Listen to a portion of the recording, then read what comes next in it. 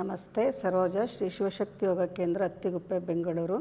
ಹನುಮಾನಾಸನ with ಸಪೋರ್ಟಲ್ಲಿ ಮಾಡ್ತಾರೆ. ಶುರು ಮಾಡಿ. ಲೆಫ್ಟ್ ಲೆಗ್ ಹಿಂದಕ್ಕೆ ತೊಗೊಳ್ಳಿ, ರೈಟ್ ಲೆಗ್ ಮುಂದಕ್ಕಿರಲಿ. ವಿತ್ ಸಪೋರ್ಟಲ್ಲಿ ಮಾಡ್ತಾ ಇರೋದು. ಮನೇಲಿ ಮಾಡ್ತಿರೋರು ಹುಷಾರಾಗಿ ಮಾಡಬೇಕು. ಈ ಥರ ಸಪೋರ್ಟ್ ಹಾಕ್ಕೊಂಡು ನಿಧಾನ ಕಾಲು ಜಾರಿಸ್ತಾ ಬರಬೇಕು. ಮಾಡೋಕ್ಕಾಗದೇ ಇರೋರು ಸ್ವಲ್ಪ ಇವ್ರಿಗೇನೋ ನೀ ಪ್ರಾಬ್ಲಮ್ ಇರೋದಕ್ಕೆ ಇವರು ಮಂಡಿ ಮೇಲೆ ಕೈ ಇಟ್ಟು ಮಾಡ್ತಿದ್ದಾರೆ, ಅಥವಾ ಕೈ ಸೈಡಿಗೆ ಬೇಕಾದ್ರೂ ತೊಗೋಬೋದು.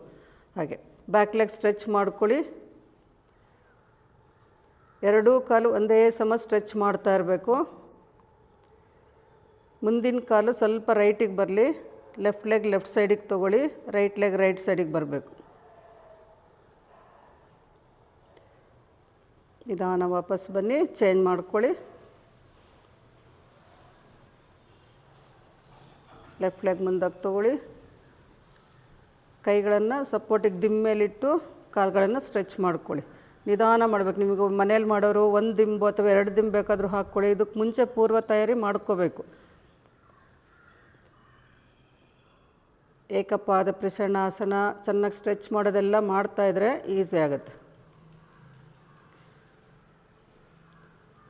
ರಿಲ್ಯಾಕ್ಸ್.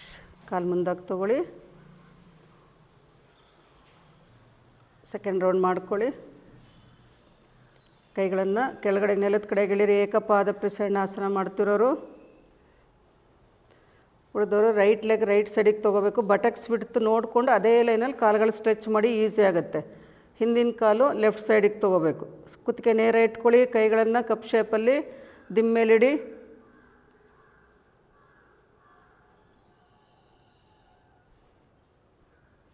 ಡೀಪ್ ಇನ್ಹಲೇಷನ್ ಎಕ್ಸಲೇಷನ್ ಮಾಡಿ.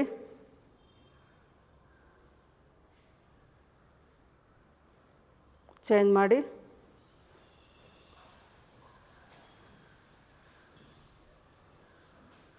ಎರಡೂ ಕಾಲು ಒಂದೇ ಸಮ ಸ್ಟ್ರೆಚ್ ಮಾಡ್ತಾ ಇರಬೇಕು. ಶುರು ಮಾಡಿ.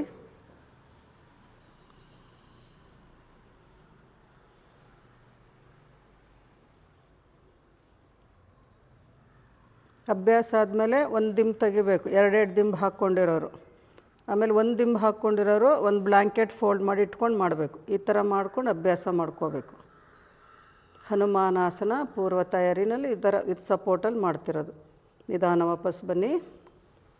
ಮನೆಯಲ್ಲಿ ಮಾಡ್ತಿರೋರು ಹುಷಾರಾಗಿ ಮಾಡಬೇಕು. ಓವರ್ ಸ್ಟ್ರೆಚ್ ಮಾಡಿದ್ರೆ ಥೈ ಸ್ಟ್ರೆಚ್ ಆಗುತ್ತೆ. ಓವರ್ ಸ್ಟ್ರೆಚ್ ಆದರೆ ಆಮೇಲೆ ಕಷ್ಟ. ಎಲ್ಲರಿದ್ರೂ ಉಪಯೋಗ ಪಡ್ಕೊಳ್ಳಿ. ಬೇರೆಯವ್ರಿಗೂ ಶೇರ್ ಮಾಡಿ. ಯೂಟ್ಯೂಬ್ ಚಾನಲ್ ನೋಡಿ ಸಬ್ಸ್ಕ್ರೈಬ್ ಮಾಡ್ಕೊಳ್ಳಿ. ನಮಸ್ತೆ.